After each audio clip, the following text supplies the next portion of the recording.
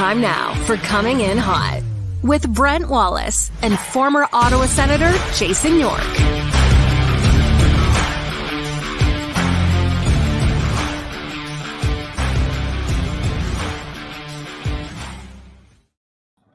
Good morning, everybody. Special show today with a very special guest. old friend of mine, standing right behind the Pink Floyd Wall of Samurai. I still love that backdrop.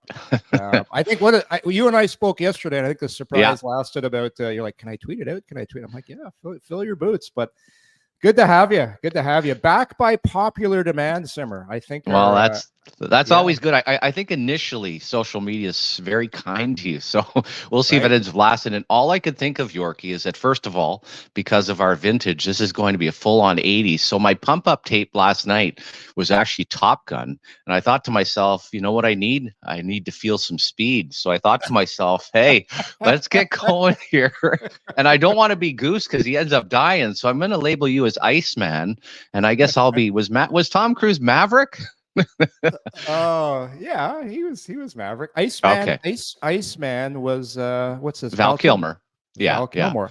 And I didn't want to be poor Val Kilmer, eh? Guy can't talk anymore. He's got he passed away, didn't he?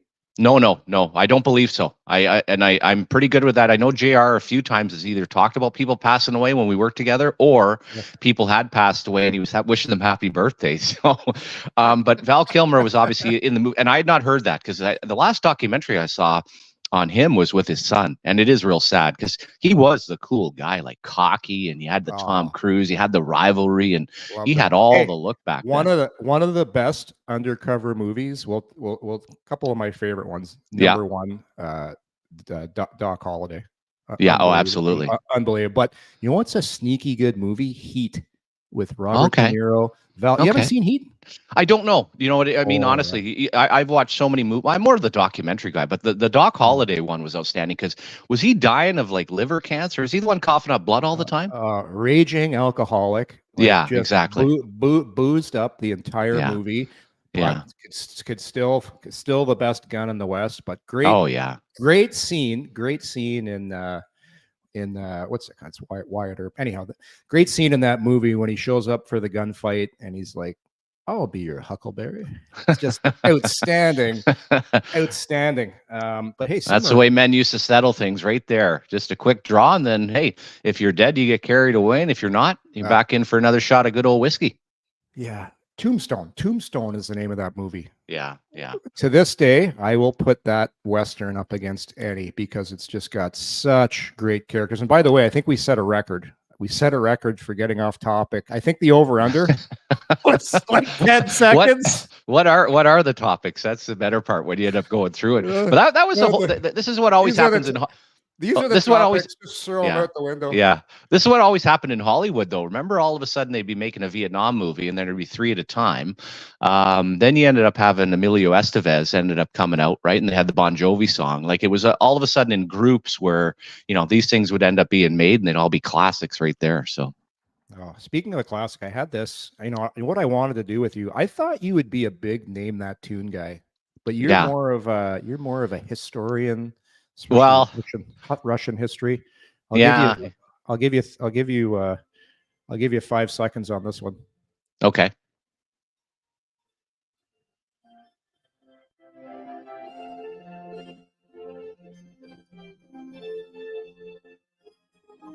Come on, Simmer. No, but you know what I'm hearing it very faintly. I'm hearing. I'm not hearing. Is it? Are we talking some type of classical music here? Or? Oh, a little Journey action for sure. Yeah. Okay. Yeah. No, there we go. Okay. And there's another one of my favorite rockumentaries is when they end up going over to the Philippines and they find the singer to replace Steve Perry. You ever watch that?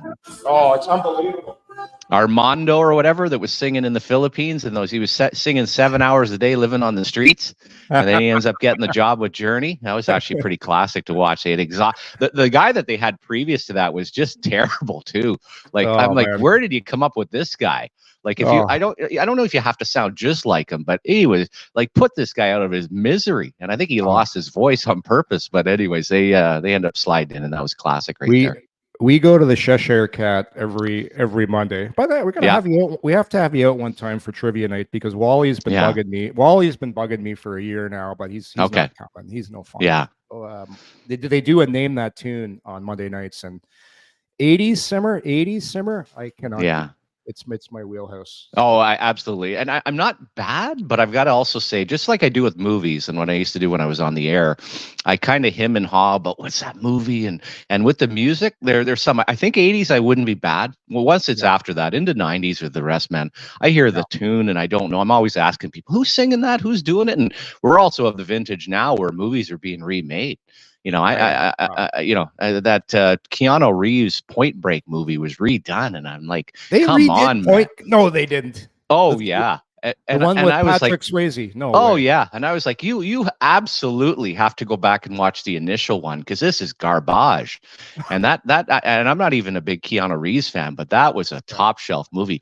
What was his name? Dakota, the quarterback, working for the FBI, and that whole movie was outstanding. So listen, before I'm actually prepared. I made a list of things. We'll get to those soon. But the reason I'm hosting is Mr. Wallace. He's off on a European vacation right now. And I don't even know where he is right now. I think he's in Paris or. Well, his wife tweeted out a picture of Paris and it was showing the beach volleyball.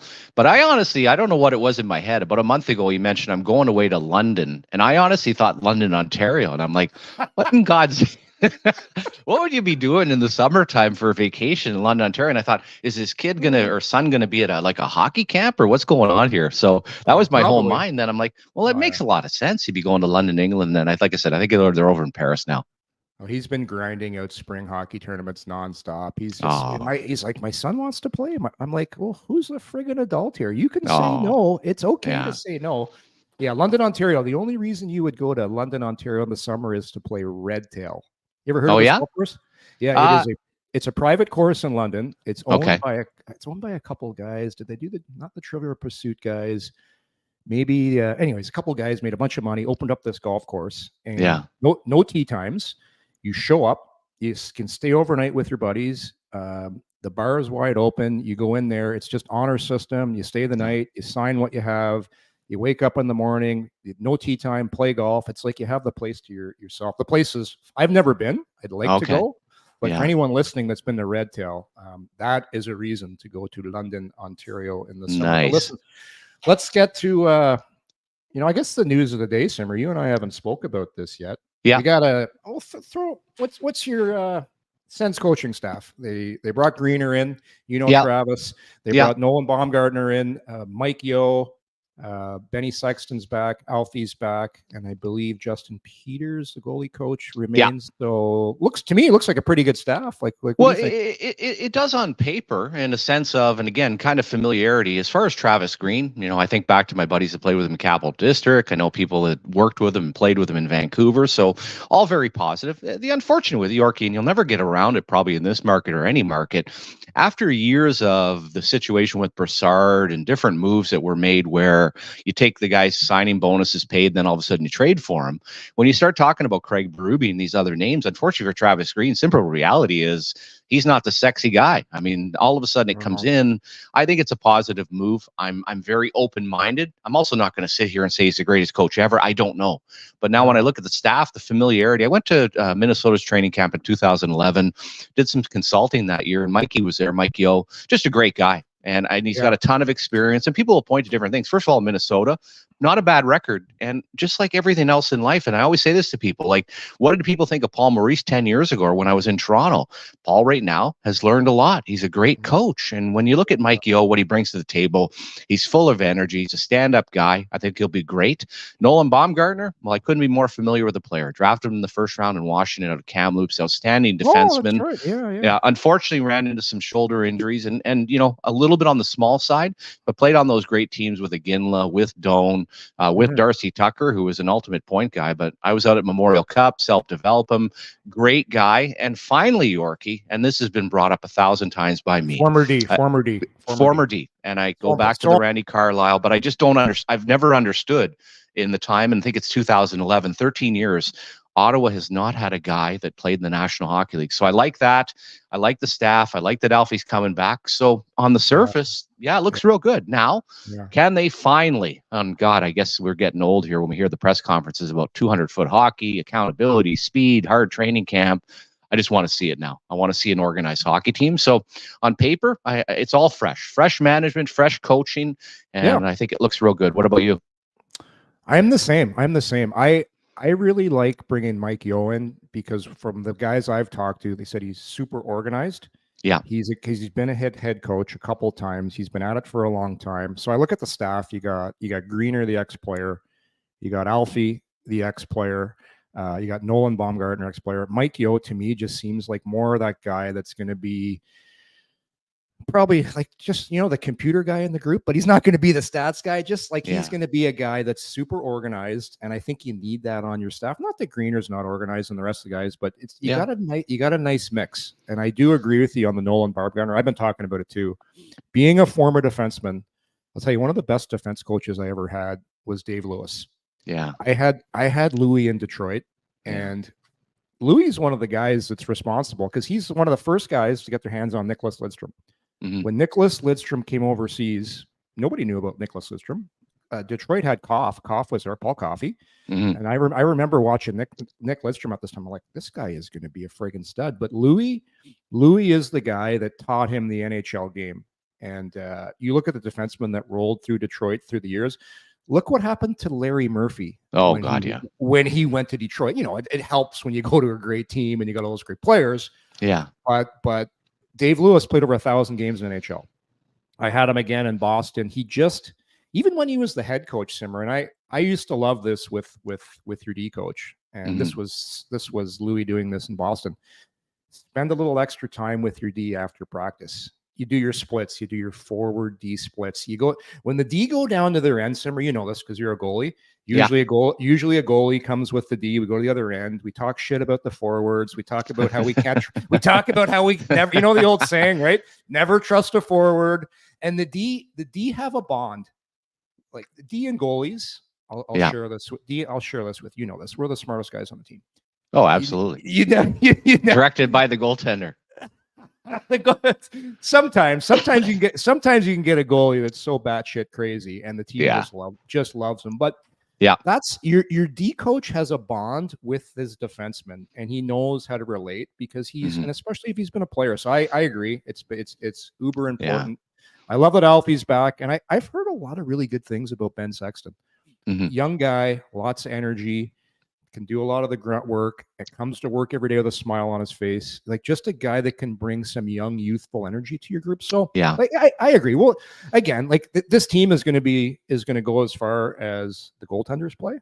Yeah, like we all know that. Like you can look at, hey, why did Craig Berube do such a great job when he came into St. Louis? Well, look at Bennington's save percentage when that change happened. No disrespect to Chief, but if you don't get quality goaltending in the NHL, you are not going to win. It doesn't matter who the friggin' coach is. So hopefully that happens, Simmer, because I think that's the most important thing. Well, yeah, I mean, Yorkie, you go back to it. I mean, go back to the 21-team NHL. Okay, maybe you sneak in. We're talking 32 teams now, and we can get into some of the playoffs. And I've talked about, like, it's never been more evident that, okay, you can talk all you want about getting into the playoffs. What's the formula need? Goaltending, structure, special teams. Then you get to the dance and kind of figure out either from a matchup standpoint, and that happened here in Ottawa, or other situations where all of a sudden the matchup, you don't have the right players, but getting there, absolutely. And I've been back to Louis. I was in Belarus with him. He's such a great man. And just the teaching aspect, that should never end. It should never end from that standpoint in the National Hockey League. And I just don't think there's enough of it that goes on. So from an Ottawa perspective, and I also like when we look at these benches, and I don't know how it works now during a game when you got 4 people on there, but whatever. But the other part is, I think people behind the scenes would be shocked at how little communication there is at times with players, because you have all these meetings at the start of the year. Then all of a sudden, as a coach, you look down and you realize, I haven't talked to that guy for 3 months. Having people that can go around like a Sexton or a Yeo or a Baumgartner, where you're actually having interaction, because as you know, as a player, you actually start to back off. You kind of be like, well, obviously they don't want to talk to me. So you become quiet, and there's nothing better than just getting tapped on the shoulder by Louis and saying, hey, why don't we have a little coffee here and sit down and talk about family, talk about what's going on, and, talk about a little bit of a confidence thing. So again, communication is such a key, having people around. And again, I don't know Staios that well, but I just think of even having Pooley around. Like Pooley, to me, when another guy I had as a player in Washington, I thought right away he felt like a general manager on our team, and not that he was going to take anyone's job, and a coach. I'm shocked that he hasn't been a manager sooner. Maybe it's the old Toronto syndrome, but just communication, coffee, as you said, like, I think people don't realize behind the scenes how temperamental and how insecure hockey players are at the NHL level. God. People would be shocked. Like they just don't even, they don't understand the animal you're dealing with, right? There's a reason the best player in the world hasn't changed his suit coat in a month. Because you're so superstitious. You just like Simmer. I was convinced. I don't know about you as far as superstitions go. I was convinced that I had to put my left shin pad on first every single time I got dressed, or I was going to blow my knee out. I had myself convinced this. I was actually in this. Yeah, I was in the Sioux. I was convinced that Lyndon Sluage, who sang the anthem, every time he sang it, I was going to play bad. And unfortunately, Lyndon never left, and neither did the anthem. It was one of the most funniest things. I remember turning on an Ottawa Senators game, and I'm like, I swear I'm having like nightmares. I swear that's the same guy. And sure enough, it was. But no, all of the routines. And we had the most ridiculous routine when I played in the Sioux of you'd get on the ice and you'd skate around, and Rob Zettler would give me a twirl, and then I'd do all these different things, and I'd just be exhausted by the time I get to the point where you had to scrape up your crease, and I'd be like, geez, that's probably not a good sign. My legs are already shot and they haven't even started the game yet. So, and I was a big first save guy. Like if the first one was bad or it went in, like, hey, old Donnie Boyd, just start reeling me in here because it's going to be a short night. Just short leash. And you know it too when the coach is thinking like that. But I used to love in Baltimore because Jimmy Rivnak was a goaltender. He was a starting goaltender, and there was some nights like I was already at a point where I was doing some broadcasting and stuff. And if he would play well, or there's sometimes when we went out the night before, I'd be like, and we went real hard. I remember we were in Springfield. We went real hard. I said, listen, whatever you do, you're not getting pulled tonight. I'm not going in. And I remember he let in a couple of goals early. I remember Barry Trotz is looking at me, and I'm trying to pretend like I can't see him. And I was saying to myself, do whatever you do, don't make eye contact with him. like you want to end up going in there. All these things. Did you ever work with Doug MacLean? Oh God, yeah. Because here's a Washington story of all things. Okay. Yeah. My second year pro, I believe, or whatever. No, first year pro. Actually, it was Terry Murray was the head coach. And so we ended up having Terry, and then you have Brian Murray and Doug MacLean, and I can't remember who the other assistant was in Washington. Well, all things, Brian gets fired, Terry goes up, and then Doug MacLean comes down, and the old Mac Attack. First of all, we had a real good team, and we had a lot of veteran guys at the time, so it was a pretty good mix. But he came down, and he's such a great guy, and for Terry Murray is such a great hockey guy. But his personality and his interaction is just different, and I have all the respect in the world for him. If he had Brian's personality, God knows what he might have. But Dougie MacLean was a blast, and Dougie knew he was going to be there. He really was so much fun. I got to. When I was in Adirondack, this was before Bowman came in. It was Brian. Brian drafted me in Detroit, but Dougie MacLean was the assistant GM. But Dougie was running Adirondack. Yeah. So I'm down in Adirondack. It's year 2, and I wasn't a guy that went out a lot. The night before the game, I was a 7th round draft pick, so I wanted to keep yourself out of trouble. One night we're in Hamilton, and remember Hamilton had an AHL team for a while. I forget the name of it back then. So was that Edmonton's team at that time or Montreal? I think it was Edmonton. Edmonton. So I don't know why, but it's myself, Bobby Bugner, Jamie Pusher, and I forget the other guy who was with us. We decided, you know what, guys, let's go out for a couple of beers. We weren't tired. We ended up, this is the cardinal mistake we made. If you're going to be late for curfew was 11 o'clock that night. We came in at 11:45. Okay. So we come in at 11:45. We stroll into the lobby, that hotel that's joined up with Cops Coliseum. And who do we see? We see Dougie MacLean in the lobby. And we're all young guys. So Push doesn't know what to do. He looks both ways. He can't go. I dive under a tree. I climb out of a Boogie runs down the escalator. MacLean says, "Hey, Push, how you doing?" He goes, oh, yeah. Hey, Doug. He goes, yeah, you can tell Yorkie and Boogie I saw them too. And if you guys don't win the game tomorrow, I'm sending all 3 of you down to the East Coast League. Perfect. So the next day, it's an afternoon game. We have a team meeting before the game. And we're like, guys, we have to win this game. If we don't win, we're going down. And we probably weren't. Weren't. But you're so scared. You're young. Oh, God, yeah. But Dougie, after the game, he's like, good win, boys. You guys owe me one, you two fuckers. Like, it was just, you know how he is. Right? Just such a funny, witty guy. So, well, you know, and it was a perfect mix because at the same time, don't screw him over. Don't make him look bad. Like, you don't want to take it too far, but he had such a terrific sense of humor. And as I said, we had some older guys, so it really did make it a whole lot of fun, just the interaction and everything that went with it. And hey, you know, the one thing I always say about the American Hockey League, please remember, is that the coach wants to be there as much as the players do. Like Doug McLean was not looking at the rest of it. That's why so many of these guys, I ended up having Brian Trottier in Portland, and he signed up and he said he wanted to get some head coaching experience. Well, when he got down there and realized he's back on the bus, the last time Brian Trottier was on a bus was junior hockey in the 70s. My, oh my, we're in the Stanley Cup final that year, and he'd already taken a job with Colorado. Someone says, did you see Brian Trottier got hired? I'm like, no, he never said anything. I was like, well, you realize being an assistant coach in the National Hockey League is a hell of a lot better than cruising around in the bus at the American Hockey League. It's a grind, you know. I mean, it is really for the coaches. Hey, they want to get to the National, just like when I see a broadcaster that's come through, my old buddy Joe Beninati worked through the American Hockey League. In the office, you do all the different things. When you get to the National Hockey League, for those guys, it's almost more rewarding than a player for all the grind that you've gone through. I just love it. Executives, broadcasters, players, anybody that's done the grind, or it's guys almost like Bruce Cassidy starting the East Coast Hockey League.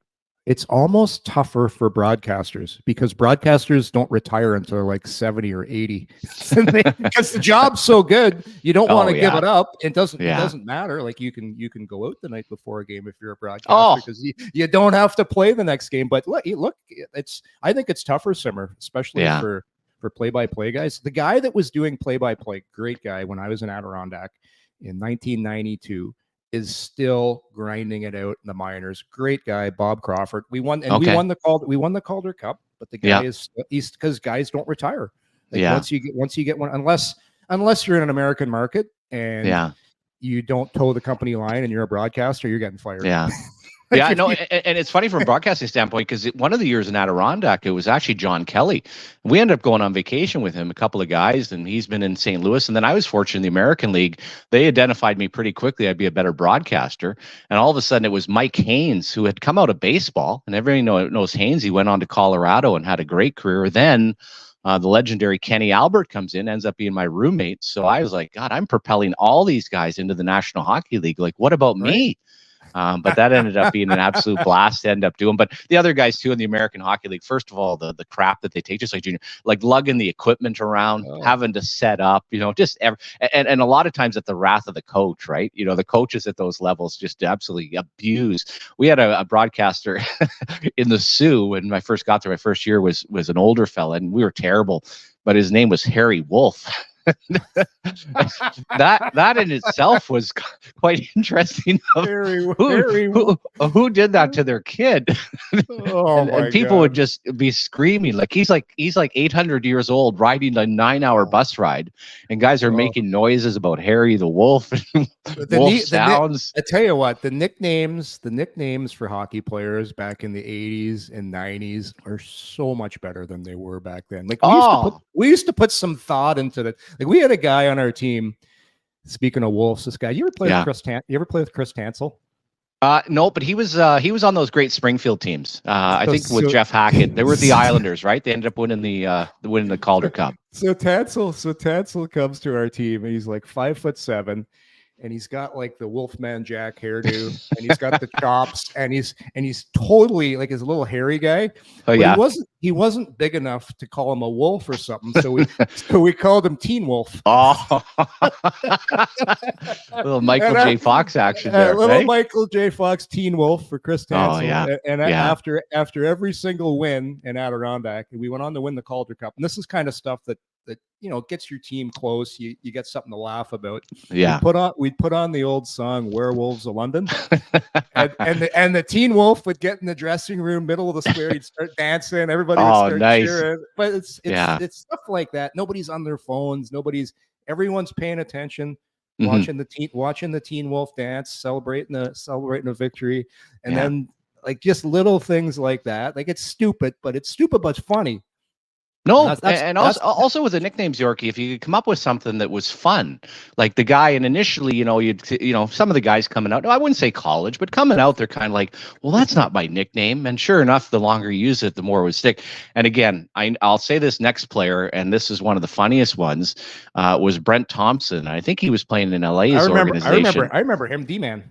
Yeah, and that's his son. I think it's his son that plays for the Sabres. Anyways, but we're during a game or something. Everyone's calling him two people, and I'm like, what's the deal here? What's two people? And they're like, no one person could be that stupid. And just all these different things that would end up sticking with guys, and like you said, the camaraderie. And when you get to that point where, as you said, the guy's doing what team's ever won a champion? I love those stories about Jeremy Roenick where he'd put on the strobe light and put on the boxing outfit and come out, and again, the right guys, the right time. And I can imagine nowadays nobody would ever do something like that. Sheldon Kennedy was on that team with me in Adirondack, and he'd do this thing. Great guy. If the boys weren't fired up enough, he'd notice that we needed some more energy in the room, and we had a where the tape goes in the middle of the dressing room, the table of tape, right in the middle. Sheldon would start out in the hall. He would sprint and then leap over the table and stick the landing, and the guys would just go crazy. The whole group would get fired up. I mean, a little something like that to spark the energy. And it was also funny, and I relate too, because I dressed for 3 games in the NHL, never played. But the other thing, I'm getting all these flashbacks to playing in Baltimore, and the one thing I never forget post game, and I'll go to a pregame story. I said post game was all of a sudden we'd come in and be like, great victory, Jacks, and then we'd hear that Washington had lost, and everyone would cheer. And then people think that at the farm team you're like cheering them on, like no, you don't want them to do well. And we had a player by the name of Chris Felix, same thing. So if the group was a little bit tight, all of a sudden he was a character. So the one time we're sitting there in the locker room and he comes in and he only has his skates on and an inner jock. And he all of a sudden comes out and he starts doing like the stripper dance, with the hands. And then he does the old reach around. And for me, if I was nervous, I don't know if laughing helped me more or it put me in a different spot. But the American Hockey League at that time, just like junior hockey, first of all, you're a bit older, but Baltimore, we traveled a ton. I'm sure Andorra was the same thing. Like you really have a bond with those guys because you're also, as you know, Yorkie, it's not like the college kids. For the first time, you're living on your own. Like it's a whole different experience. And what you go through, and I say fun things. Like it was just but looking back, playing in the American Hockey League was an absolute blast. Couple things he said on that. Barry Melrose, who was my coach back then. Yeah, we would be sometimes, it does get long. No one's getting called up, and Barry would say, "You guys moaning and belly aching. When you're older, you're going to look back and say this was the most fun you ever had." Yeah, and he was right. But you said something. Every time you say something, you spark another story in my mind. A little bubble comes up. It's funny we'll hit the topics pretty soon. We're only half hour. It's funny. People don't understand this because they think, big happy organization, guys in the minors, they're cheering on those guys in the NHL. Because back in the 90s, Detroit there was no salary cap, so they would just buy a new team every year. They were spending $80 million in the early 90s. The fourth line is all of a sudden Brett Hull and Luke Robitaille. The guys in the minors like, when's my chance going to come? I'm supposed to be a Swiss Army knife, and you're bringing in Hall of Fame players to play on the fourth line. So it's the year that Detroit played Minnesota, and they were losing in the first round. And the Dougie McLean again. We're all in a bar. We had just played somewhere in the AHL, Springfield or somewhere. And Dougie wants to watch the end of the game, so bus pulls over. We go to a bar, and Detroit gets scored on. And all of a sudden, everybody in the bar, all the guys not around, we all jump up and go, "Yeah!" And McLean looks at, he goes, "What the hell are you guys cheering about?" And we're like, Dougie, like we want to get a shot, like He's like, never mind, my job's on the line here. Oh no, his meal ticket was Brian Murray, and then even you go back to some of the stuff, and well, it's 9:30. I'll actually, this will be the last one. We'll move on to actual hockey topics. The other part, Yorkie, was again both in junior hockey and the American Hockey League. I don't think people have any idea of how little guys want to win. Like a lot of guys are like, I just want to get called up. I don't care if we're out and all of a sudden I'm going to be a black ace. I thought being the third goaltender for the playoffs was the greatest thing of all time. And my first pro experience, I went to Fort Wayne, Indiana after I was in the Sioux. And first of all, I got a ticket and I'm like, well, obviously this is a mistake. I should be going right to the show. Like, why are you sending me to the IHL? And where the hell is Fort Wayne, Indiana? And I got there. And first of all, a great town. You could basically have any meal you want for $3. I'm sure beers were $1 at the time. Oh. I had a blast, but I also just went there and I was in total party mode. And a couple of things. One, I'm thinking this coach, Robbie Laird, I'm never going to see him again. I'll be in the show. He'll be back in the following year, he's my coach in Baltimore. And obviously he's already got a load of my act and doesn't like it. But the other part was the season was ending the end of April. And guys in the IE that time are making $20,000. There were guys moving out of their place and living in their truck. Oh my God. Because they didn't want to pay a month's rent. And you'd come out after practice and Robbie like, listen, whatever you guys do, I want you to stay. You have faith. We're going to do well in the playoffs. And you come out and everyone had a Bronco back then. And the thing, some of them even on the roof, it's like they got all their stuff. They'd already moved out ready to rock and roll. So that was a whole different world back then with the old IHL. And even the American Hockey League has kind of transitioned into more of a development league. Well, yeah. Well, back in the day, it was the AHL and the IHL were kind of similar. Like they were kind of usually the I was actually kind of better for a time because there was more older guys there, and there were some guys on some big tickets in the IHL back then. Oh, that's where you kind of went. They kind of put you out to pasture. You'd go to the IHL, get a couple of years, making a couple $100,000, and a lot of guys. And it was more of the floater league, right? Oh, big time. Yeah. But well, Summer, I got a bunch of topics we can get to. Yeah, it's 9:32. Where do you want to start? We can start with. Well, we did a little sense coaching staff, so let's start with a little playoff action. And has Wally trying to buzz in yet? Have you had any contact? Wally's the guy that Fun forgot. He's touring some art museum in Paris right now. Wally's in the roundabout right now. He's just keep going around and around. The Champs-Élysées. That's Big Ben. That's Big Ben. Yeah. So, well, I don't think there's any sense going back and rehashing the Dallas series. No. Edmonton was just the better team. The Florida series shouldn't even have been close. Everybody knows that. Yeah. The Rangers, Shesterkin was just so good. So why don't we start with well, you're a goalie, Simmer. Like we said, it always comes down to goaltending. So you got Principal Skinner and goalie Bob in the finals. Like, how did Skinner all of a sudden finally find his game? Because I thought after he gave up that soft goal in the series, I thought he was done. But great intestinal fortitude shown by Skinner, and then was fantastic the rest of the series. Like, how do you see this shaken down in the finals? Skinner versus goalie Bob. Well, first of all, when I watch a guy like Skinner, Yorkie, going back to that, and you think about blips of, and I'll go all the way back to, I think, Gerber, and then Ward hopped in. I'll go back to Holtby, where he didn't start the first couple of games. They come in. Here's a guy in the Vancouver series, doesn't play a couple of games. That doesn't normally happen. And I know Game 7 in Vancouver wasn't, the ice was tilted. But I still said to myself, at least he came in and was respectable. But I got to say this, and I said it more going forward, that he'll be better for the experience. And in the back of my mind, I always go back to Mike Vernon. And Vernie was from Calgary and the pressure that he had. And for a kid like Skinner, who, first of all, Skinner could be in the Wyatt Earp movie as well. Like the other night when he got interviewed, I thought, throw a cowboy hat on. Definitely owns some Wranglers. There's no doubt. Big old pickup truck. But I just got a lot of respect because all of a sudden in that series, and again, the clinching game, he's been playing outstanding. Early in the playoffs, what was he doing? He was just dropping. And if the puck hit him, that was great. I think it was in the Vancouver series where he made one of these reactionary blocker saves and was outstanding. But the way that he grew in the series, I had nothing but respect. Now, in the back of my mind, this is the unfortunate part. Both in the break and also understanding that guys play well, and all of a sudden it's like the Super Bowl. You get to the Stanley Cup final.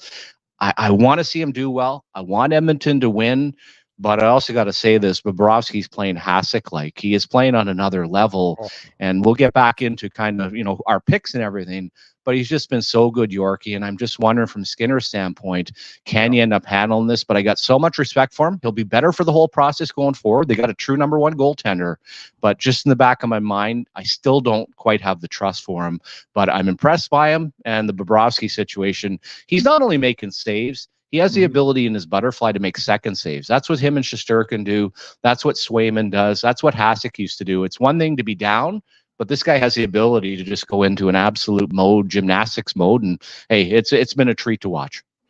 It's crazy too when you think about where Bobrovsky was. Florida, if you go back in time, Florida barely snuck into the playoffs last year. Bobrovsky was an afterthought. Yeah. Everybody thought who was the goalie they were using last year? I was talking to someone yesterday, and I was trying. Yeah, like a little short guy, just like a minor league goaltender. Spencer Knight was off in the program, and that's what squeaked them in. And then all of a sudden, playoffs, he got going, and then had another great year. But we talked forever. Can't move that contract. Can't move that contract. Yeah, it's crazy. It's crazy, but. Hey, producer Gavin, I don't know if we have this ability, but we gotta bring a Doc Holliday clip onto the show with the I'll be your Huckleberry. It's so good. I think I've got the record for most times watching the movie Tombstone. I think I've watched. Oh, okay. It's one of those movies, Simmer. What you know the movie that you're at home, you're watching one of those channels high up in the rotation, and it always seems to be on. There was a time when Tombstone was always on. I agree with you. I'm still, there's that little bit in the back of your mind that's kind of waiting for Skinner to falter, and you don't really trust him. But I there's obviously something there, because I thought they were cooked in that series when he let that goal in. But how about the balls on Knobloch to make some of the moves he's made? Because everybody says, oh, if you're going to win in the NHL, you need a veteran coach. What do you think? What do you think people in Edmonton were thinking when they're just bringing him in because he's Connor's puppet and he coached him in junior? Now this guy looks like the smartest coach in the NHL. And it's not, and he's teaching them. Yeah, The third and fourth lines are playing hard. They have a role now. Their D are big. They're long. They can move. They're getting some goaltending, but special teams, like, he's running the penalty kill. 28 straight kills, Simmer. So Knobloch is, whatever he's saying to those guys and whatever he's doing behind closed doors, like, this guy's been impressive. No, he really has. And my first thought was, when he arrived, is I don't think there's a dress shirt that could fit that neck. Like, it was that was all like, and I think about Chuck Knobloch, the old baseball player, but he's got pencil neck, and I'm like, what's going? Is he a 14? Think. Oh, he should be a goalie. That's a goalie's neck, right? Like, I have a skinny neck, and I'm a 16 and a half. Yeah, but that's a Ryan Miller, where all of a sudden the gear comes off, and you're like, well, that can't be the same person. Other part to this is that I think Gullickson has come in and done a nice job with him, and I do wonder about Paul Coffey. I was kind of leery about that when it happened, but the evolution of Bouchard, I'm not going to go all Paul Coffey. It's been all about Ekholm, and all of a sudden the stability that they've been brought there. But as far as the coach, like, what a ballsy move. I mean, they were 3-9-1. All of a sudden the guy comes in, and I don't think, Yorkie, there was a major push at first, and you're kind of like, where's this going? And then it was also the goaltending situation. Jack Campbell was supposed to be the guy. You're dealing with the Connor Brown.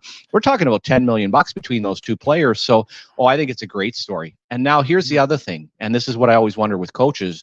It's not just about being inexperienced, but I remember Jim Schoenfeld came into Washington, and he would make all these changes the first year, and we ended up beating Pittsburgh finally. But it was always interesting with coaches is that as they followed along and there was more pressure on them, they wouldn't be willing to make those moves. They'd all of a sudden freeze. They'd be like a deer. Well, they'd be in a deer in headlights. So I love what he's doing, but honestly, you wish people would continue to do that all the time. So, hey, what's not to love? And I'm not going to get into the whole Canadian thing. I just love and respect the Edmonton fans. And I think for myself, I've been really, really fun to watch. And you know what? It brings back Yorkie, and it's probably old Stony Mondays. It's probably on a Saturday night, and we couldn't hear the volume. It was probably Chris Cuthbert, but always being excited to come home and watch Calgary or Edmonton playing in the playoffs. And we'd be at Sony Mondays. I still remember where the TV would be on. Coach's Corner would come on. 250 Tuesdays. Exactly. But Coach's Corner would come on. People would be around the TV with no volume watching Don Cherry. And I'm like, what are you getting out of this? But it was a real memory of, it was destination TV. And at least for myself, it's more of a draw. I was saying to someone the other day, I'm not saying I wouldn't watch it, but if it was Dallas and Florida, it wouldn't be the same draw for me. Where Edmonton and Florida, to be honest with you, I'm pumped. I'm even thinking a little outdoor TV one of these nights here. Just get out in pure Canadiana. Tough question for you. Edmonton's fans, especially up in that 300 level simmer. Like, there's like, you got to give the edge right now to Edmonton. Is there going to be a response from the Florida fans? Is there going to be a response? I think Florida, probably in the quantity of their fan base and probably through augmentation, I think they've got a tremendous opportunity here to show what they're all about. But one of the things you have to respect. I love how you danced around. But I think you have to respect where Yorkie is at this time of year. It does get warm up in the higher part of the building. So Jesus Christ. Part of this is also social media is unbelievable. The stuff they let. I'm like, they really put that online. Yeah. Everybody knows we're talking about it went viral. Yeah. But you know what? In saying that, whatever you call that, I know producer Gavin lives in Edmonton. Is that what do they call that? Is that the mosh pit with all those Oiler fans? Like, could you imagine being in Edmonton right now? How crazy that scene is with those. Yeah. It's so good for the game in Canada right now. Yeah. Actually, Well, I think you can rate it back to Yorkie. Yeah. To 07. This goes into one of the points, you and I. How good is this for Canada? Well, I just think it's great overall. Again, all this stuff about Canadian teams, I don't put anything into that. We've had a run where teams have struggled. You've had teams go to the final that didn't end up getting it done. No, I think this is tremendous. And you go back to the excitement that when Calgary went to the finals and here in Ottawa, hey, let's face facts from an Ottawa perspective of back to when I was covering the team. That year they played Montreal, and because of the lockout, the series came a little bit later, and it was spring hockey. Being outside after our winter, you're just walking around. I remember we went to Montreal, and myself and Ian, you're doing the show. Like, who doesn't feel good? And you're in Edmonton right now. I mean, God, the days are as long as you can get, as for, pretty close to it. It's real good. It's great with Connor McDavid. I have no idea in the United States how it fares with a Canadian team and Florida versus a Dallas and a New York Rangers. But I've got to think, and this isn't, again, going back to the Cup's got to come back to Canada. I couldn't care less in the sense of there's so many Canadian players on both teams. But in this case, to me, Edmonton, respect the fans, love McDavid, and there's just something really cool about what's happening. So, yeah, I think it's good. And I'm real excited just to kind of see what the TV numbers are, because I've got to think they'll be better. And it's not like all of a sudden you're going to be a Sens fan wearing an Oilers jersey, but I think the peak of interest, at least for myself personally, is much higher than if it was a Dallas-Florida series. Yeah, no, I'm fired up. I'm also fired up because I have 8 Oilers in my hockey pool. Oh, nice! And they're what, they top five scorers in the playoffs right now. Are all Oilers or up there? They're the Oilers, the Cook, because they're the only team in the league that leaves their power play on for 2 minutes. Yeah, like when you think about that, it's like people wonder why the Edmonton forwards, obviously they're the 2 best players in the game, but they're the only 2 forwards that play the entire 2 minutes of they don't come off. Like, I keep waiting for them. I'm like, they're staying another 2 minutes. And then they get so many goals on that power play in the last 30 seconds. And they'll get another look. Oh, here you go. Draisaitl backdoor score here. Yeah. But, that just to wrap up that point on Canadian cities, you weren't here in Ottawa yet back in 2007, eh? No. So I was wrapping up my career. And this is kind of how my broadcasting career started. I was sitting in Boston, and we missed the playoffs. Yeah. And back then it was Team 1200. They used to call me all the time to go on as because they're always looking for guys to come on and for sure. And I never said no because I liked it, and I had a relationship with JR. Yeah. So I said to back then, Dave Mitchell was running the station actually, and I said, Dave, I'm not doing anything here in Boston. I go, why don't I come back? I go, and we do an afternoon show. I go, you have Jim Rome on. Like, nobody wants to listen to Jim Rome with the Senators being in the finals. He's like, that's a great idea.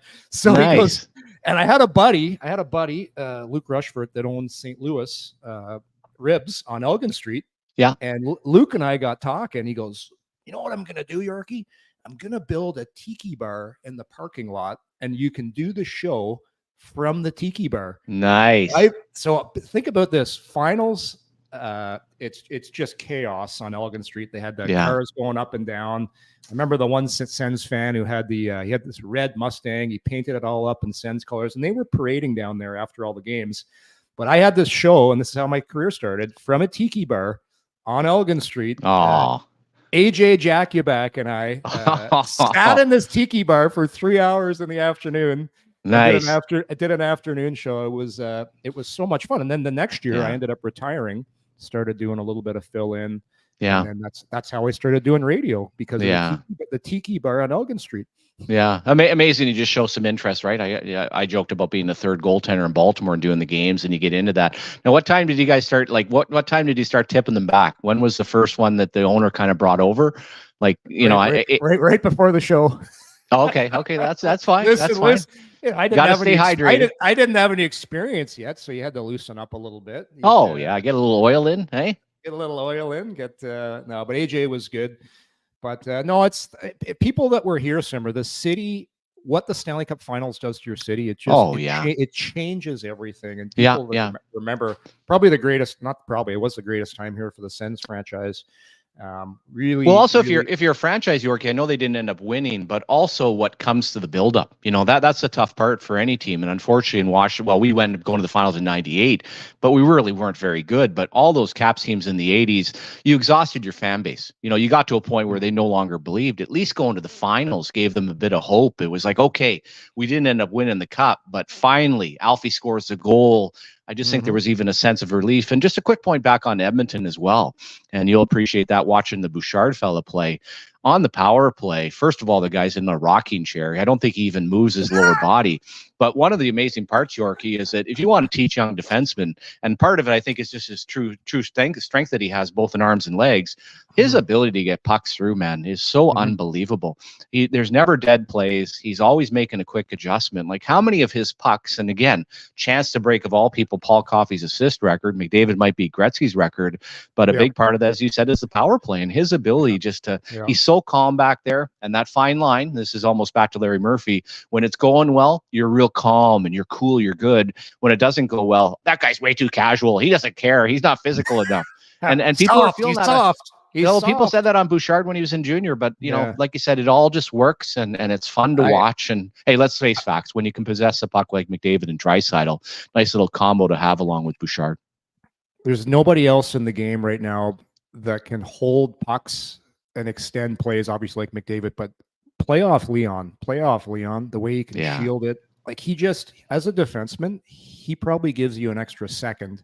Yeah. By the time it's going to take the penalty killing forward to get out and get in your lane. So that does help Bouchard a little bit. But I watched him a lot in junior Simmer because my son is a 2000. I watched Bouchard when he was playing in London. He had that ability back then. He couldn't skate. He was even more upright back then. But I watched him, like, this guy, he sends so many seeing eye wristers to the net that just seem to always find a way in. But he wasn't that dynamic on his edges. Like, he's not like a Makar or a Heiskanen. Like, those guys are elite skaters. I think those are probably the two best defensemen. Although I could make a case for Ekholm right now, Simmer.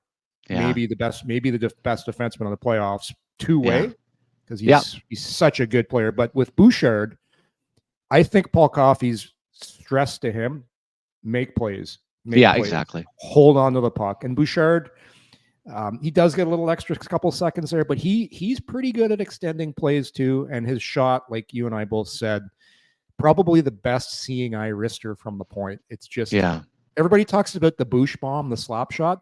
I think that little drag wrister he has is probably his best weapon. Yeah, it really is. And I don't know if by design, like Ekholm, and I just go back to different pairings, Methot to Carlson, Buku to Leach. I don't know if this was what it was happening. And a couple of things have happened. And when you see this, you all of a sudden have a Tyson Barrie. Well, all of a sudden Bouchard evolves. There's only going to be one on the power play. Obviously, Barry's not as good on the power play or at even strength, so he's expendable. And yeah, all of a sudden this emerges. But the part that's also interesting, the guy in Darnell Nurse that you paid $9.5 million is now a second pairing defenseman that has struggled incredibly, has the pouty lip going and everything else. And you're thinking to yourself, listen, man, suck it up here. Because if they want to win against a team like Florida, if he just goes out and plays, don't think you're a good athlete, just go out and play. But his body language and the way that he's acted so far in the playoffs, I can't stand. But they've got a legitimate first pairing, and now he's just kind of. I thought he was better. I watched him last game. He was really good on the breakouts. I agree. I think someone talked. I think when Coffey made those comments, it was like, listen, man, and he seriously, like when you think about a guy like Bennett, you think of Barkov, you think of Kachuk, physically. He is the guy that could have an opportunity of even Cody's just relax, just go out and play. You're this close. Forget about yourself. Your contract's guaranteed. You're making $9.5 million. Just go out and play. And he could end up being if he goes into beast mode for the finals, that would be huge for Edmonton. He was really good in their last game. I watched him closely because he took a lot of heat. And McDavid came out and said, listen, I don't know if you saw the press conference. McDavid has showed some great. Like he's come out of his shell and been more vocal, taking some heat off some of the guys. I really like what he said. I thought Nurse was better. I do agree early in the playoffs, he was struggling, but I like how he's playing right now. But people keep talking about this simmer with Edmonton. Oh, it's all about McDavid, Draisaitl, and Hyman, and we haven't even talked about the Nuge. The Nuge is playing some of the best hockey he's ever played. But I think one of the biggest reasons Edmonton's winning right now, do you see how big on paper? Like nobody understands Matthias Ekholm. He's 6'5". Darnell Nurse, he's 6'4". Cody Cece's 6'2". Yeah. The big guy back there, Desharnais or whatever his name is, he's 6'7". Like Edmonton quietly has turned their D into a much harder group. It's not even close to what they were to what they are right now. And you look at all the teams right now in the playoffs. Look how big Florida's D are. It's just you need big, long, and can skate right now. And you gotta think teams like Ottawa that have struggled defensively. Everybody's paying attention. We had Luke Richardson on the podcast last week. First thing Luke talked about, he goes, "Yep, I'm having meetings with our scouting department. We're going to talk about bringing in long, big, rangy defenseman that can skate." And you can't just be like a Robert Dirk now, my old defense partner. Just big and cross check. You got to be able to move. Like you can't just be big. But that's what Edmonton has. Like for 6'5", Ekholm's going back there. He's doing escape moves. He's holding on to the puck. Like it's something else. Well, it's an annual discussion that we end up having, Yorkie, the same as the goaltenders. And here's a few things. And you go back to, say, a Jared Tenorti when he was drafted by Montreal. Okay, that's the formula. But I got to draft guys that can actually play. And then you have to insulate them. Vegas is a great example. When Ottawa was combing through on the Stone trade, they decided to pick the 5'6" defenseman, who I give credit to, has developed. And, I don't know what he was expecting to be. But every year we go through the defense 1 through 6. You go back to St. Louis, that smother in defense. Now, some of these guys aren't the best. They need support. They need to be able to play.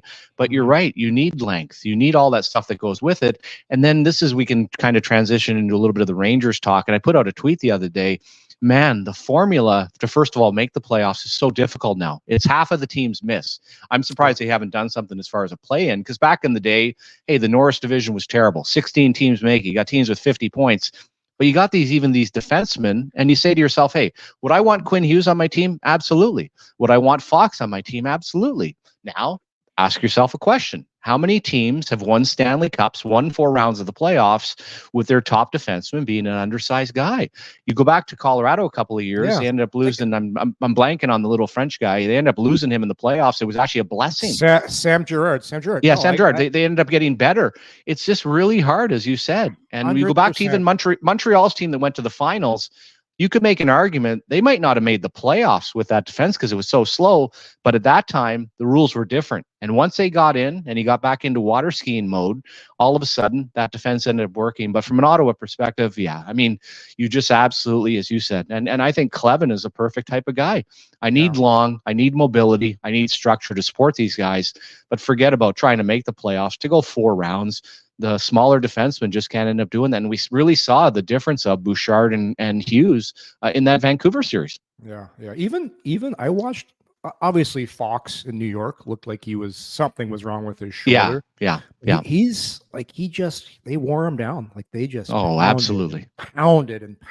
Like you target him. Like, when you're in a pregame meeting, everybody thinks there's all these elaborate schemes and systems. The head coach, first thing on the whiteboard, get on their D, hit their D every single chance you can. And there would be a big circle around Fox, a big circle around Quinn, and it would be non-negotiable. This guy is finished every single time. Difference is, you want to go finish Matthias Ekholm. You saw him. He got knocked down a few times. He just gets up, dusts himself off. It's like, that's all you got? Like, come on. I'm 65. And a lot of guys kind of get rubbed off in the play. And to your point as well, when you're Hughes, you're playing big minutes. You're also trying to play properly. And if all of a sudden you start playing properly, you don't have the energy.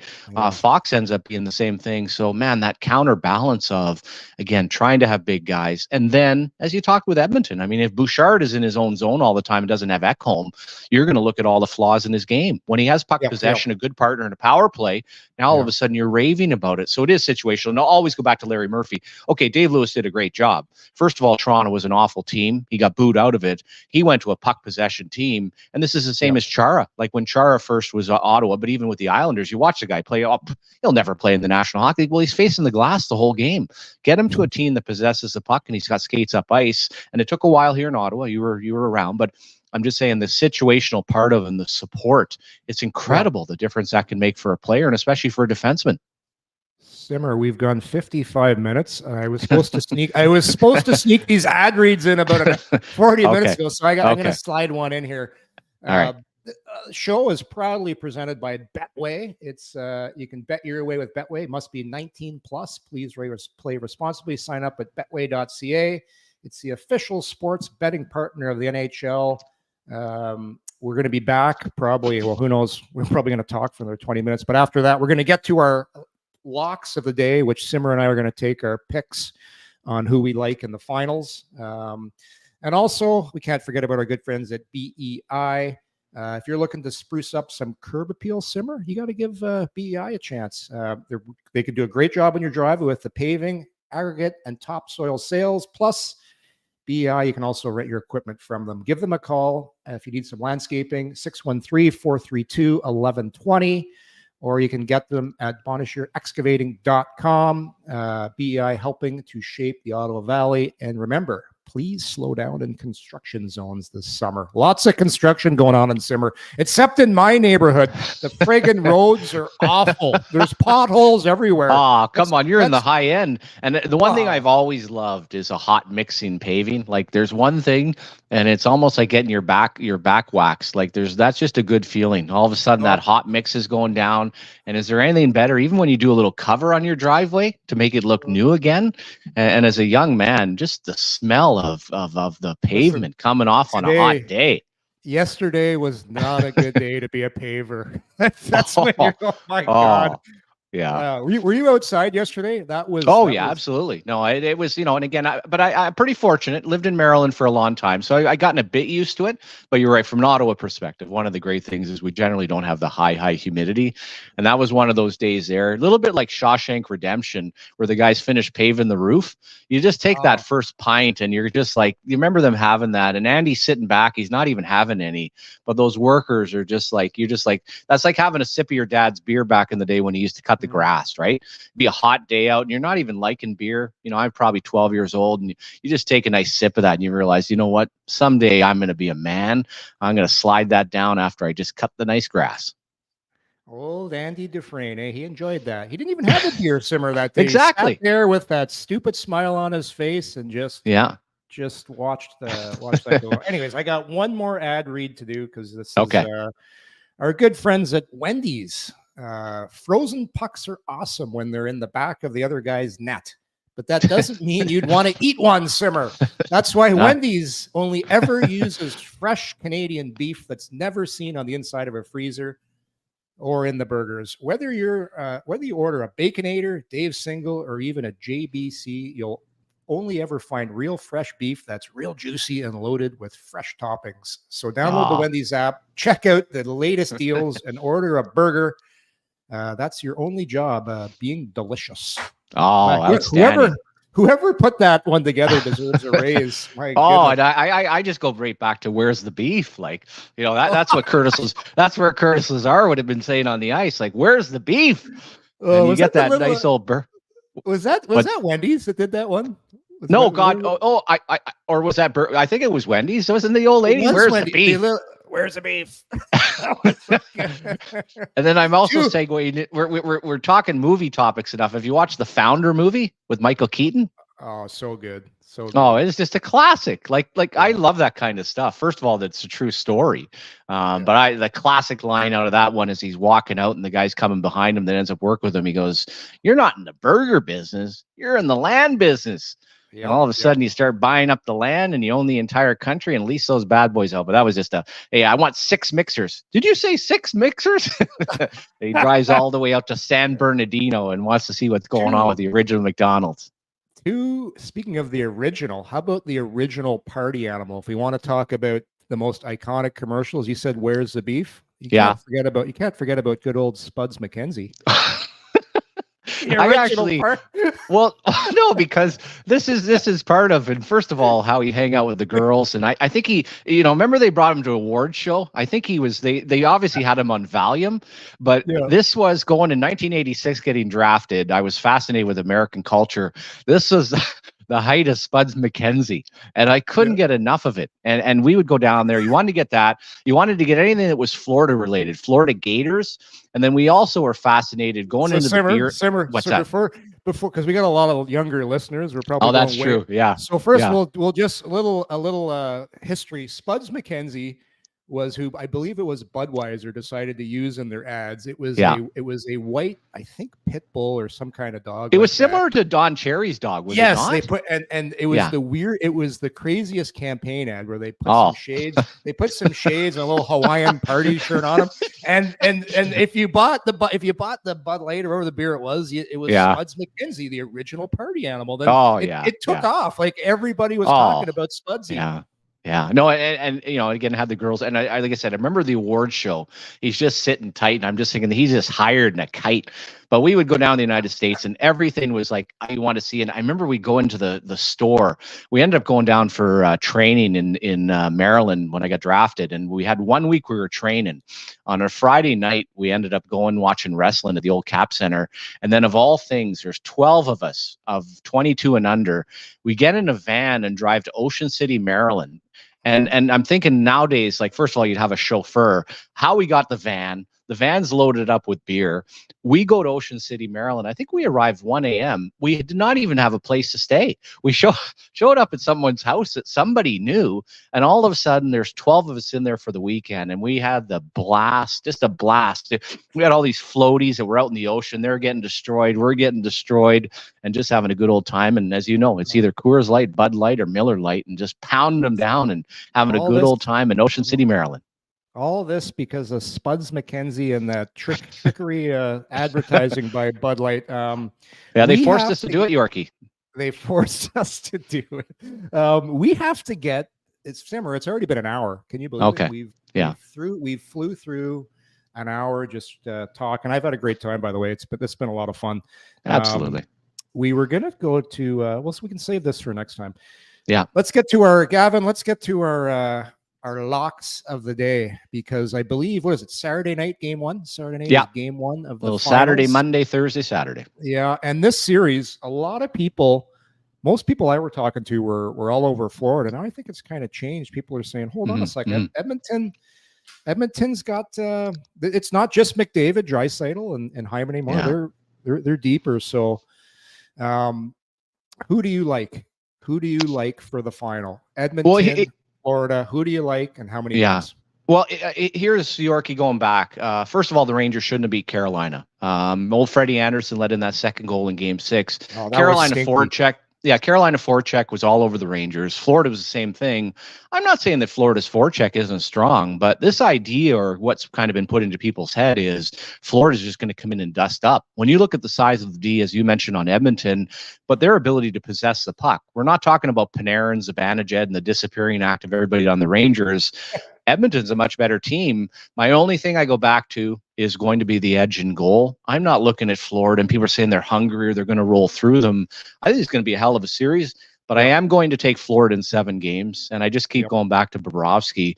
He's in beast mode. He's into Hasek mode. The way that he's reacting, the way he's competing, the way he's seeing pucks, I just think that's going to be the edge in the series. But I think it's going to be long. I think it's going to be fun, and I think it's a lot closer than people are taking it out to be. Now, don't go and watch Game 7 of Edmonton clinching against Dallas, because that was maybe a 2-0 lead in quick, Sam. So I'll go Florida in 7. What about you?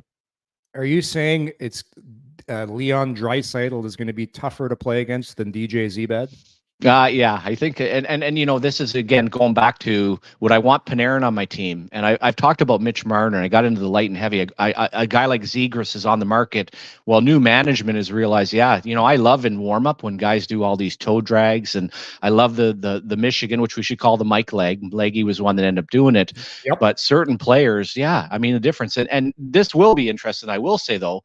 I think with Mika Zibanejad, going back to it just quickly, I think he was so psyched out by Barkov, where McDavid is going to understand, I don't need to be in a physical matchup with this guy. I got to use my speed and my skill, because Barkov is probably the toughest player to play against in the National Hockey League. So I'm probably not even going to waste, Leon might take a lot of the draws anyway. I'm not going to expend a ton of energy. This is a different animal when you talk about, and a guy like Hyman, the way that he goes to the net, that's the funny part with Kreider. People think Kreider is a power forward, Yorkie. He doesn't even do it. He's actually best on the penalty kill. So different animal. They'll be better. But as I said, I'll still take Florida in 7.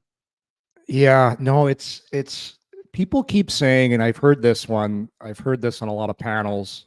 They shut down the Boston Bruins and Pasternak.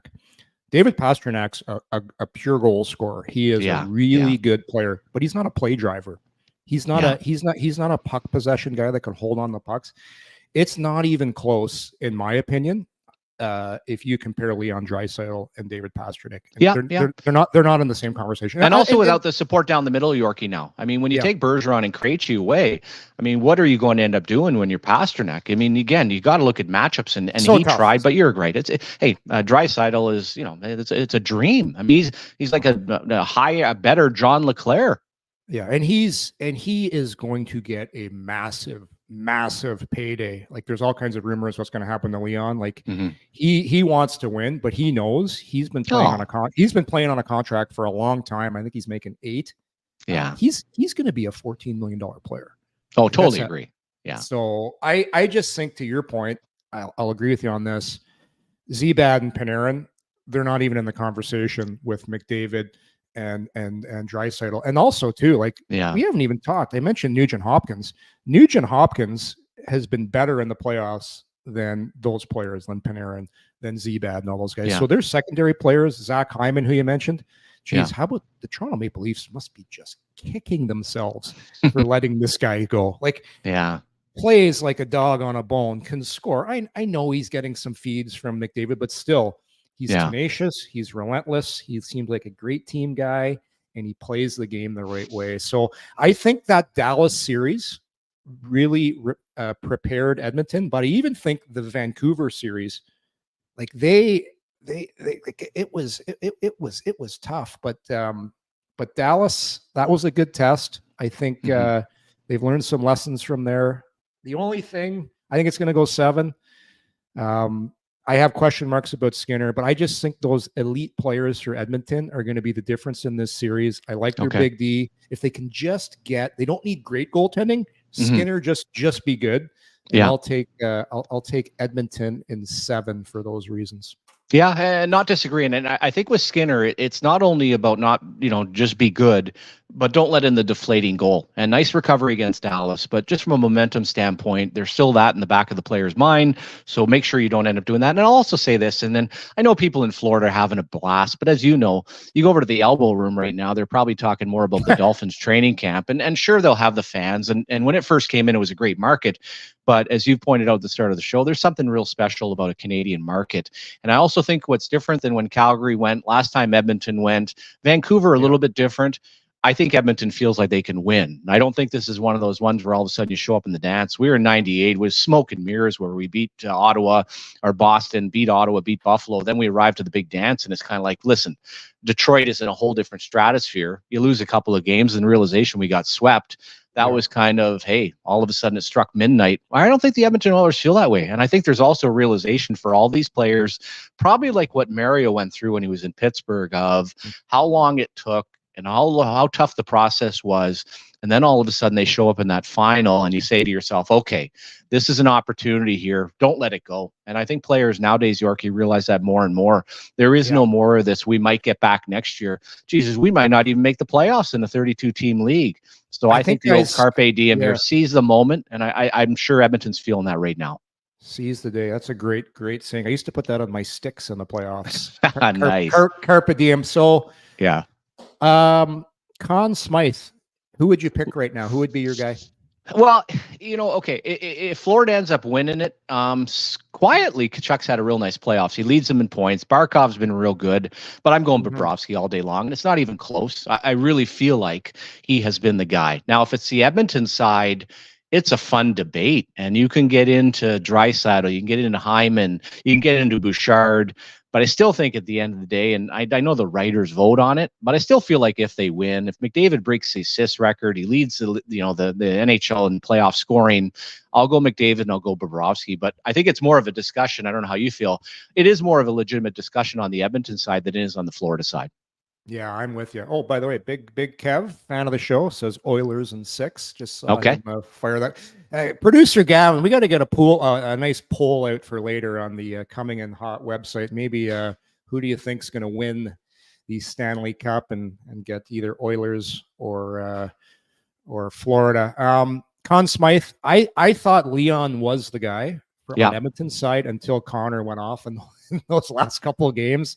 I would be fine with either Connor or Leon on the Edmonton side of things. I know Bouchard's had put up the points, Hyman, but those are the two guys for Edmonton. I love Barkov. I think this guy is just, and I love Bobrovsky. Bobrovsky's been their best player, but Barkov, he's so special, Simmer. Yeah, he is. I listened to Billy, and we didn't even get into the general manager debate. Billy Zito was on the Jeff Merrick show the other day, and I heard him talking about Barkov, about the kind of person he is, and how he leads, and how he's confident, but he's humble, and how his personality has been infectious on that group. And it just goes to show you, when your best player doesn't cheat the game. If you watch the Rangers series, Panarin cheats for offense. Barkov never cheats. And he plays hard. It just forces your whole group. And that's kind of Edmonton now too. You go back to early days when they would get bounced out early in the playoffs. McDavid was still kind of cheating, doing those circles in the D zone, trying to pick up speed. Leon not coming all the way back. They're not cheating anymore. They've learned their lessons, but man, I love watching Barkov play. He is he won the best defensive player in the year, but he's very underrated offensively too. Yeah, no, and you go back to Yorkie, and I always think in my back of my mind, I'm going back on my mind again. I think I've said that 100 times today, so find me. Go back to Steve Yzerman, in the total talk and having to do it. And I think in the case of Connor McDavid, I don't need you to try to play like Barkov. I need you to play underneath people, be responsible, manage the puck. I don't expect it your way to do it. But when you watch Barkov play, and you go back to St. Louis when they won with Ryan O'Reilly, this is Ryan O'Reilly. Well, I won't want to say on steroids, but this guy's a freak of nature. He's a freak of nature. Version. Yeah. Well, he is. And when he comes back and gets underneath people, they're toast. And he plays the game properly. He's a coach's dream, legitimate argument. And you keep talking about, one of the most underrated players in the league. I don't think if you know hockey, if you talk like that, but he would be in a conversation for sure if I'm starting a team of what do I ultimately want? Like, he's a bigger Patrice Bergeron. And when he does it properly, he can make plays. And then the other part I like is that there are a lot of teams in the National Hockey League that when him and Huberdeau are super buddies would be really afraid. And you might even go to the player, or some teams would talk to the player, well, we're thinking about, you can't move him. Well, first of all, don't talk to the player. The players all want to win. And if you make a real good trade, doesn't matter if there's their best buddy, they made a ballsy trade of not only how this would end up affecting the club, but how would it affect Barkov. Huberdeau's gone to Calgary, been a gong show. Tkachuk has come in along with Bennett, along with other guys, has changed the mentality of the culture. And Huberdeau's another guy. I mean, hey, good regular season player. He's not even that right now. No show in the playoffs. So I love what they've done. And you're absolutely right. For anybody that wants to do teaching, just watch him play. And he's been like that since day one. I mean, he is an absolute man-child. And it'll be fun to watch the matchup. Like I said, I think Draisaitl on the draws, but I'm curious to watch him against McDavid. And I'm sure for Barkov as well, playing against the Z-Bad, you know, I mean, he's soft as church music. He was just spinning records all night. He must have thought this is the easiest matchup that I've ever had. And Boston not having Bergeron or Krejci, how much easier that was. It reminds me remember back in high school days, like great Niners. Remember the minor Niners? Oh God. There used to be like, they used to have initiations in high school, and the seniors, they'd have a great minor Niner day. And then, you know, they'd get, people might want to hear this, but it happened back in the day. They used to go, the minor Niners, they'd give them like a wedgie. You get a wedgie or something. It was almost like Tkachuk was like, come here, Z-Bad, just give him a wedgie, stuff him on the locker. It's like, oh yeah, you had the tighty whiteys going. I remember in grade 9 going to Crean Wilson too, and that was when grade 13 was around. I'm sure some of these guys are approaching 30, and they had a smoking section at grade 9. I'm like, I can't be at the right school here.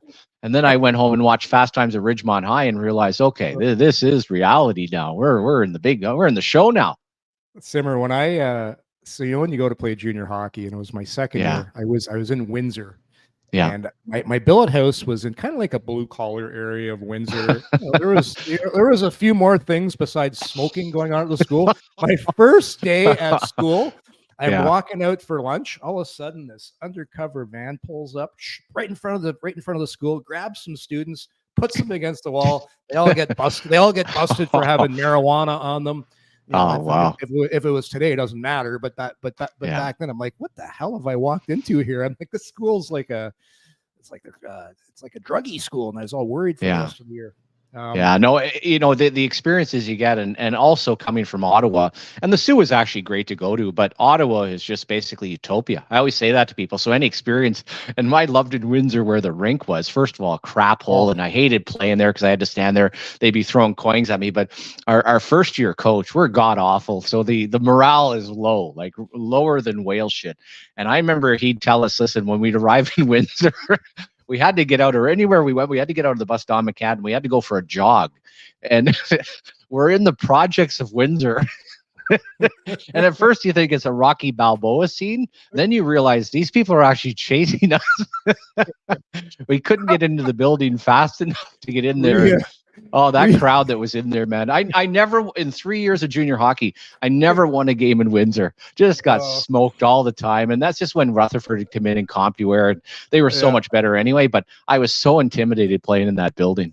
We, you know what's funny? When I played in Windsor, Pete DeBoer, as you know, he was, he was on the team with me. Pete was the captain.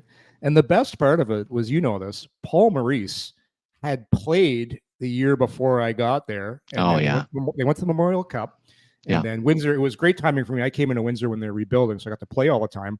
But Mo started his career there as a D coach, and he was 21 years old. And back to my point earlier on in the show about your relationship with your D coach and your defenseman, Paul Maurice took me under his wing. I tell a story all the time, Simmer, and he would work with me after practice on little things, walk on the line, talk to me, really took me under his wing.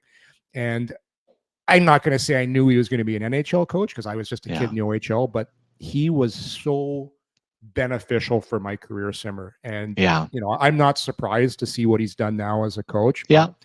Just real good quality people in that Windsor Spitfire organization back there. Jimmy Rutherford was the GM. Tom Webster was the coach. You had Maurice.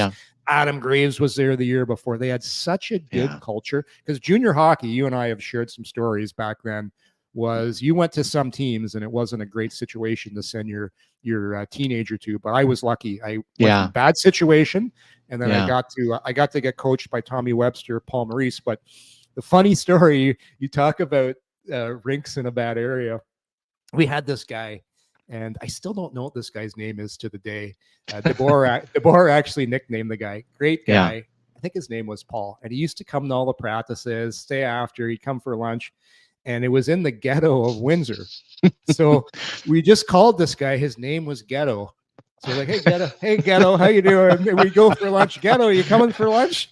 Yeah. If you saw Pete DeBoer, let's say you're doing went to a game, you said, hey Pete, do you remember Ghetto? He would laugh his head off because he made the nickname up for him. But that's such good times playing in Windsor with those guys, and good people. I was very fortunate to come across Paul Maurice. I still thank him, Simmer, whenever I see him. I say, Mo, if it wasn't for you, I probably wouldn't have made it.